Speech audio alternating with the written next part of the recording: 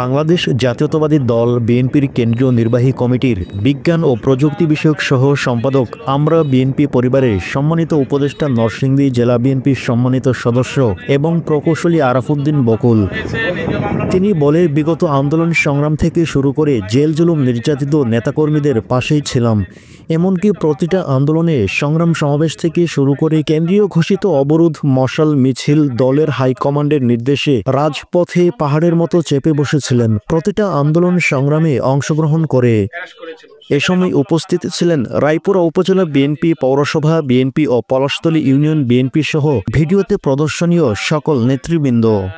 2023 অক্টোবরে যখন 28 অক্টোবর যখন ঢাকা সমাবেশ হয়, তার আগ পর্যন্ত যত প্রোগ্রাম হয়েছে সব প্রোগ্রামে কিন্তু আমরা রায়পুরাবাসীকে নিয়ে অংশগ্রহণ করেছি এবং 28 অক্টোবর পর যত প্রোগ্রাম এসেছে সব প্রোগ্রাম রায়পুরা এবং কেন্দ্রে সব জায়গায় আমরা অংশগ্রহণ করেছি। এক কথা বলতে গেলে বিএনপির কোনো প্রোগ্রাম বা কোনো কিছুতে আমরা পিছপা হয় নাই, আমরা রাজপথে ছিলাম এবং আন্দোলন সংগ্রাম চালিয়ে গেছি। আমরা অনেককে দেখেছি যে 28 অক্টোবর পর তারা মনে করেছিল যে বিএনপি আর ক্ষমতা আসবে না। 2023 28 অক্টোবর পর মনে করেছিল যে বিএনপির অস্তিত্ব খুঁজে পাওয়া যাবে না। পল্টনের সমাবেশ ব্যর্থ হয়েছে, সেই জন্য অনেকে দেশ ছেড়ে চলে গিয়েছিলেন, অনেকে পালায় গেছিলেন। যেই জুলাই আন্দোলন শুরু হলো তার আগে এবং কিছুদিন আগে এবং পরে আমরা দেখলাম কিছু লোক এসে অবজার্ভ করে আস্তে আস্তে আবার সেই মাঠে নেমে গেল, তারা হয়ে গেল প্রকৃত যোদ্ধা। আসলে দল কখনো এগুলো বিবেচনা করবে না, দল বিবেচনা করবে যারা মাঠে ছিল, যারা ঘাটে ছিল, তারা মিছিলের সর্বশেষ লোকটা মূল্যায়ন করে তারপরে মিছিলের বাইরের লোকটা মূল্যায়ন করবে। আমাদের সবার দরকার, সবাই দরকার। কেন? যে লোকটা মসজিদের থেকে দোয়া করেছে, নামাজ পড়ে, সে তো আমার বিএনপির লোক। যে লোকটা আওয়ামী লীগকে তিরস্কার করেছে, ঘৃণা করেছে, সেও তো আমার লোক। কাজে আমরা সমাজের ভালো লোকগুলো সবাইকে নিয়ে আমরা রাজনীতি করবো এবং আওয়ামী লীগের সে খারাপ লোকগুলোকে আমরা কখনো নেব না। আমরা চাই সমাজের ভালো লোকগুলো, বিএনপির লোক এবং সাধারণ মানুষ, সাধারণ সমর্থক সবাইকে নিয়ে রাজনীতি করবো আমরা। এক কথা বলতে গেলে সবার সাথে আমার অংশগ্রহণ আছে। যেমন আজকে আমি 4টা প্রোগ্রাম করেছি, এই মাগরিবের পর আরেকটা প্রোগ্রাম করবো। আমার কথা হলো যে প্রত্যেকটা প্রোগ্রাম এভাবে আমি কিন্তু গত 18 নির্বাচনের পরে কিন্তু আমি কন্টিনিউস করে গেছি এবং আন্দোলন সংগ্রামে থেকে মামলা হামলা খেয়েও কিন্তু কোনোদিন প্রোগ্রাম মিস দেয়নি, প্রত্যেকটা প্রোগ্রাম চালিয়ে গেছে। কাজে দল এবং সেভাবে বিবেচনা করবে। বিএনপির ভারপ্রাপ্ত চেয়ারম্যান তারেক রহমান সাহেব আমার প্রতি যথেষ্ট সুনজর আছে এবং উনি সেই ইচ্ছা পোষণ করেছেন এবং সুন্দরভাবে উনি আমাকে আশ্বস্ত করেছেন এলাকায় কাজ চালিয়ে যাওয়ার জন্য। আমি মনে করি যে আমি শতভাগ আশাবাদী, ইনশাল্লাহ।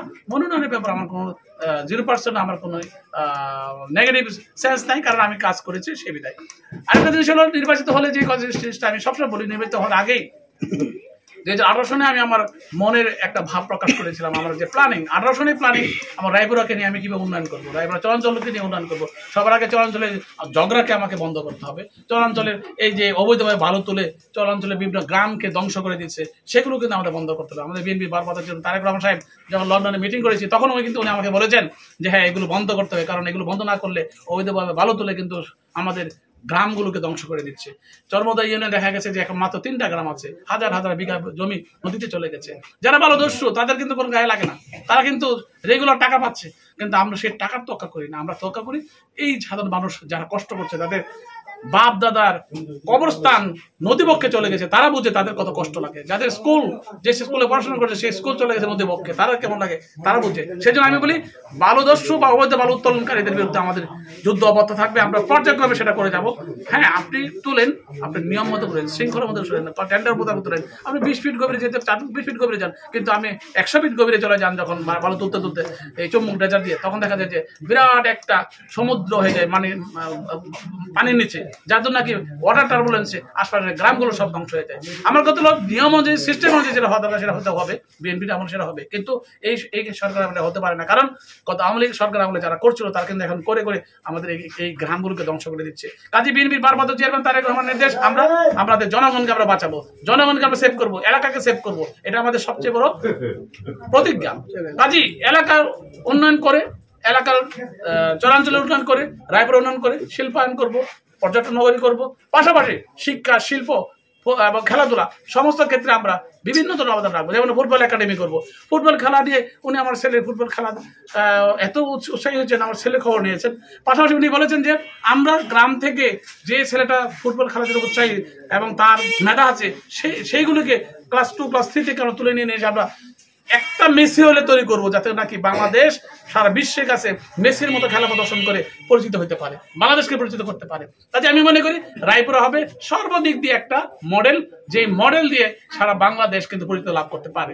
যেমন বাংলাদেশ আমরা অনলাইন বিজনেসের জন্য রায়পুরাতে আমরা প্রতিটি ইউনিয়নে 10 জন ব্যবসায়ী ঠিক করবো, যেমন 224টা ইউনিয়নে আমরা 240টা ব্যবসায়ী ঠিক করবো। তাদেরকে আমরা প্রমোট করে তাদের ব্যবসার ক্ষেত্রটা কিভাবে বাড়ানো যায়, তাদের ক্ষেত্রে ব্যবসার ক্ষেত্রে বাড়ালে কিন্তু তার কর্মসংস্থান বাড়বে। কাজেই এভাবে আমরা কর্মসংস্থান বৃদ্ধি করার জন্য আমরা পরিকল্পনা হাতে নিচ্ছি। পাশাপাশি নতুন উদ্যোক্তা তৈরি করবো, ঘরে ঘরে উদ্যোক্তা থাকবে, বাড়ি বাড়ি অফিস থাকবে, গ্রামে গ্রামে অফিস থাকবে। একটা অনলাইন বিজনেস এখন ঘরে বসে থেকে, একটা গরু খামারে বসে থেকে যদি সে অনলাইনে কাজ করে, কেউ বুঝবে না সে ঢাকা থেকে সেল করছে না গ্রাম থেকে সেল করছে। অনলাইন দেখবে প্রোডাক্ট, কোয়ালিটি ভালো হলে সবাই নিয়ে যাবে। কাজে ওই প্ল্যাটফর্ম আমরা তৈরি করতে চাই এখন সারা বাংলাদেশে। অনলাইন বিজনেসে দেখেন অ্যামাজন $367 বিলিয়ন সেল করেছে গত বছর, তার টার্নওভার, তার যেখানে নাকি তার প্রফিট বাংলাদেশ 10টা বাজেটের সমান। কাজে আমরা কেন পারবো না অনলাইন প্ল্যাটফর্ম তৈরি করতে, কেন পারবো না বাংলাদেশকে অনলাইন বিজনেসের সারা বিশ্বের কাছে একটা শ্রেষ্ঠ প্ল্যাটফর্ম তৈরি করতে? সেটা বিএনপির ভারপ্রাপ্ত চেয়ারম্যান তারেক রহমান চাচ্ছেন বলে উনি বক্তব্য দিচ্ছেন, কথা বলছেন, আমরাও চাচ্ছি সেটা। এবং আগামী দিন বাংলাদেশ হবে একটা সেরা বাংলাদেশ, সর্বশ্রেষ্ঠ বাংলাদেশ, বিশ্বের কাছে মাথা উঁচু করে দাঁড়িয়ে থাকার মতো একটা বাংলাদেশ, উন্নত মানবিক বাংলাদেশ, যেটা বিএনপির ভারপ্রাপ্ত চেয়ারম্যান তারেক রহমানের মাধ্যমে সম্ভব। সবাইকে ধন্যবাদ। আসসালামু আলাইকুম। ইনশাআল্লাহ।